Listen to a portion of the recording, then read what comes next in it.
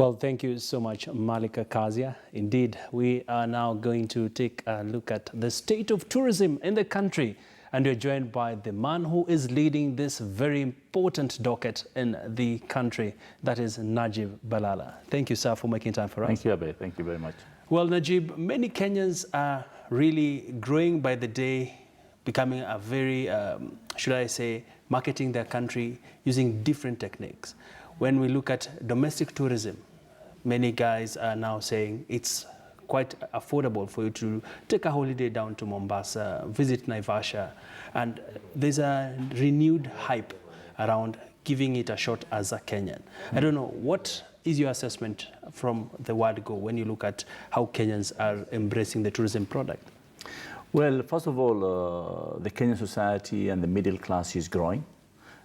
People can afford. People are more educated, so they have ambition and they have desires to discover new things. So that's why people want to travel. And now I want to congratulate particularly the low-cost airlines, shuttling between Mombasa and Nairobi. That really helped. The SGR was the game changer. SGR has really supported particularly the Mombasa business community. So he has done very positive to the domestic market. I wish we have the capacity to increase those trains, to make them 4 trains a day instead of 2 trains a day. So domestic market is key in any destination. If the domestic market is not strong, then tourism and that economy will not be sustainable. So we are lucky. 47% of tourism is domestic in terms of bed nights. So that is very positive and very good. But yes, nowadays people are educated, there's social media, people get information from their phones. And 24 hours people are on their phones, either calling or texting or messaging, or going through YouTube or going through information, Twitter, Facebook. So that information is key. That's why people get the desire to say, I want to discover this. And nowadays, traveling is changing. Traveling is changing from just people being taken to groups and organized groups to people trying to discover themselves. Sure. The free independent traveler. Tembea Kenya. Tembea Kenya, exactly. On your own, or with a group of friends. Or you don't have to have a big bus or a big company to organize for you. You can organize yourself through just choosing which hotels you want, which attractions you want to visit. And that is the power of the internet, the power of the digital platform, and the phone has been the mode of making people travel. All right. Waziri, you've raised some very important numbers, 47% and growing. But when we look outside the country, Kenya really relies heavily on foreign tourists. This is because it also brings us foreign exchange, which is a very important factor in any economy. And looking at the numbers, tourist arrivals, talking about 2 million, compare this to the likes of Dubai, compare this with South Africa.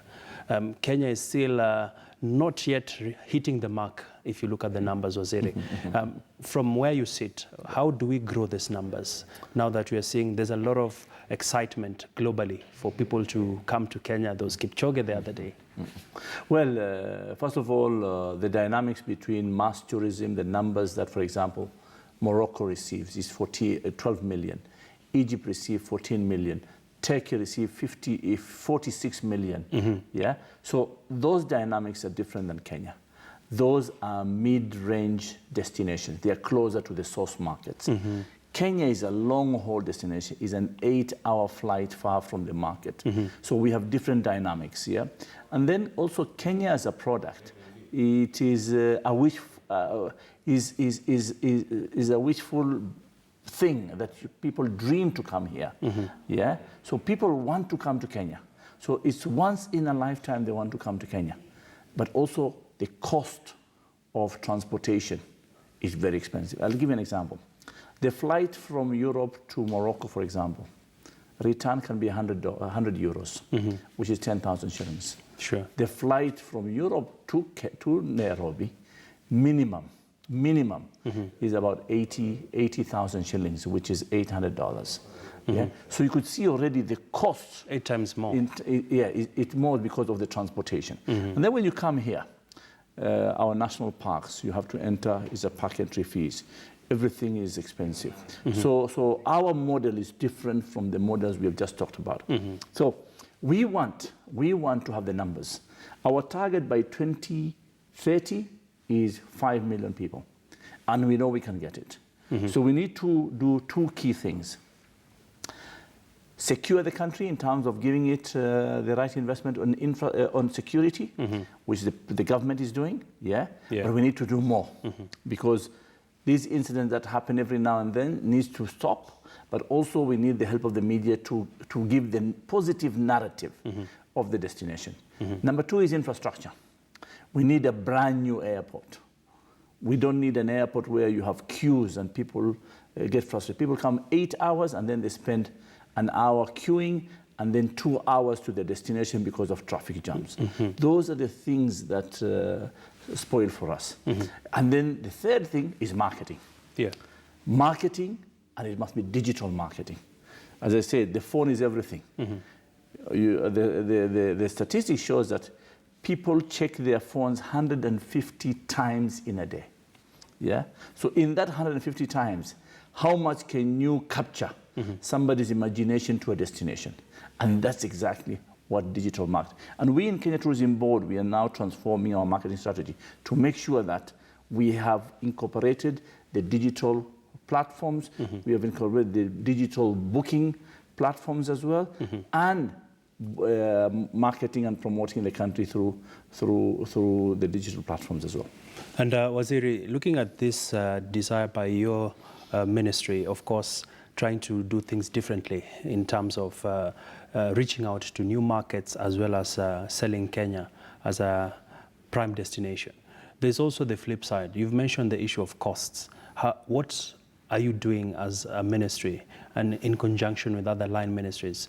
Because if you look at the taxes that come in through the aviation sector, for example, when you look at the entry park fees, all these are areas that you have influence in.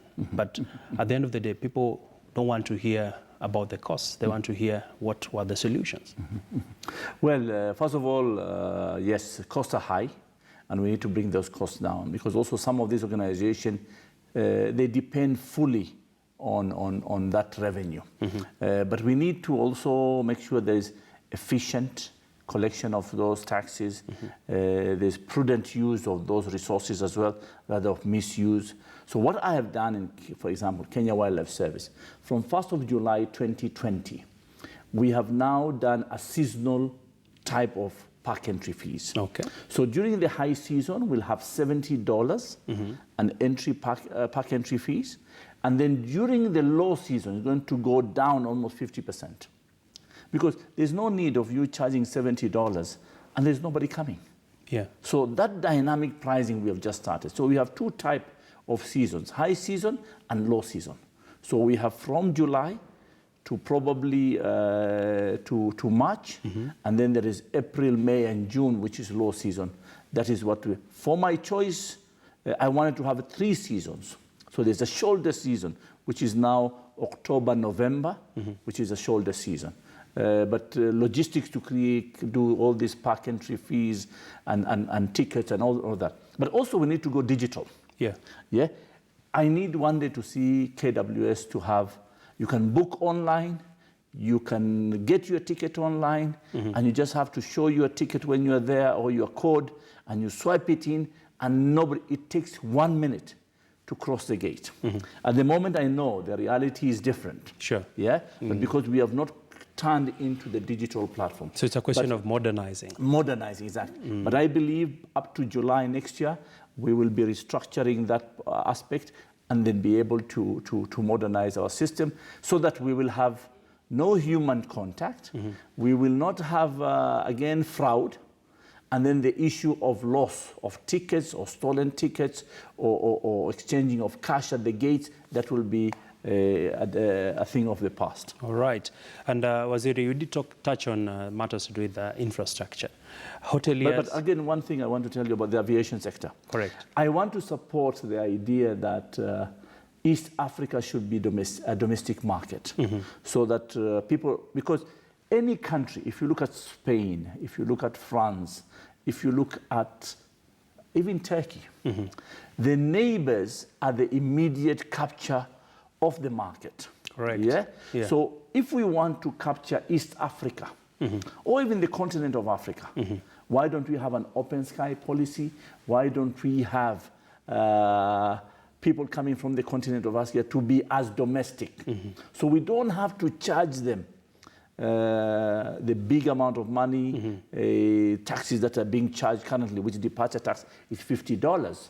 Then let it be $10, yeah, or even $20, yeah. So it becomes cheaper, because actually an economy will grow if the power of aviation is strong. Correct. And the problem here, we have not focused on aviation. Aviation is key, and it's aviation from the airport in terms of a seamless airport, to aviation in terms of connectivity, and aviation in terms of affordability. Why is Europe getting $50 from point A to point B, while here in Kenya, it is more than $100 from point A to point B? And this is the question that we need to address ourselves to. Interesting. And Waziri, we want to go on a quick commercial break, but before we go for that break, there's the aspect of infrastructure. I like the fact that you've brought in the issues of aviation being the engine of growth for tourism, but also for us to host big events, for example, World Economic Forum, for us to host those global meetings. We need sufficient bed space. Hoteliers have been trying to push for sort of a fund that can actually assist them when it comes to them being able to roll out serious infrastructure. I just want to get you a quick response, but we shall be going on a quick break. But just let me get you a quick response. First of all, yes, another big aspect is business tourism and events. That conferencing, MICE, all that is very important. That complements the leisure tourism. Yeah? So leisure tourism, you can get leisure tourism to the beach and to Masai Mara or the parks. Yeah. But then destinations like Nairobi need to come up to be innovative.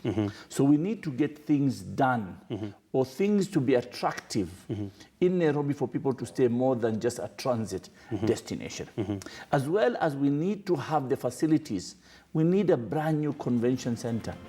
Yes, KICC has done very well, but I think with competition around us, Kigali and the rest, I think we need a brand new convention center. And that is that we as government, we are working into it. All right. Then by extension, the hoteliers will benefit. I know there's been a lot of new brands in Nairobi, which is very positive, very innovative, creative brands have come in. Sure. And it has expanded the capacity, but now we need to bring in the convention part. Correct. Last week I've appointed... Waziri, allow me to interrupt you briefly because of time.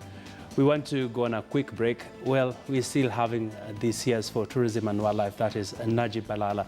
He still will be staying with us, but we have to take a quick break. On the other side of the break, we shall be engaging further with him. Have your questions coming in on our social media platforms at KTN News KE. Remember to tweet us at Malika Kazia and at Agina Abi.